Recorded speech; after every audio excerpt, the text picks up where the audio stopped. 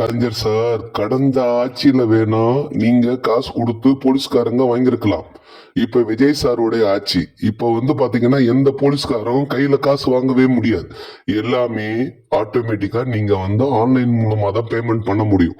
அதே போல நாங்க மூளைக்கு நிக்க வச்சு மக்களை துன்புறுத்தி திருடனை பிடிக்கிற மாதிரி எல்லாத்தையும் இழுத்து வச்சு பிடிக்கிறது, ஃபைன் 500 ரூபாய் 1000 ரூபான்னு வாய்க்கு வந்த மாதிரி போடுறது, இப்படி எல்லாம் இப்ப நாங்க கிடையாது.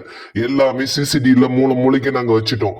தப்பு பண்ற யாரா இருந்தாலும் ஆட்டோமேட்டிக்கா சிசிடி பதிவு மூலயமா இப்போ ஒவ்வொருத்தவங்களுடைய வாகன உரிமையாளர்களுக்கு அந்த செய்தி குறுஞ்செய்தி போயிடுது. அவங்க கோர்ட்ல ஃபைன் கட்டுற மாதிரி நாங்க வடிவமைச்சுட்டு அது மூளைக்கு கலெக்ஷன் பண்ணணும்னு சொல்றதுக்காக வந்த போலீஸ்காரங்களுக்கு எல்லாம் வாயில மண்ணை போட்டுட்டோம். இப்ப எங்க கிட்ட இருக்கிற காவல்துறை எல்லாம் கண்ணியமான காவல்துறை தான் வச்சிருக்கோம். நாங்க கண்ணியமா தான் நடந்துட்டு இருக்கோம். சோ இது மாதிரி காசை கொடுத்து உங்க ஆட்சியில பண்ண தவறு மாதிரி பண்ணிடாதீங்க. கொஞ்சம் ஓரமா போய் நில்லுங்க.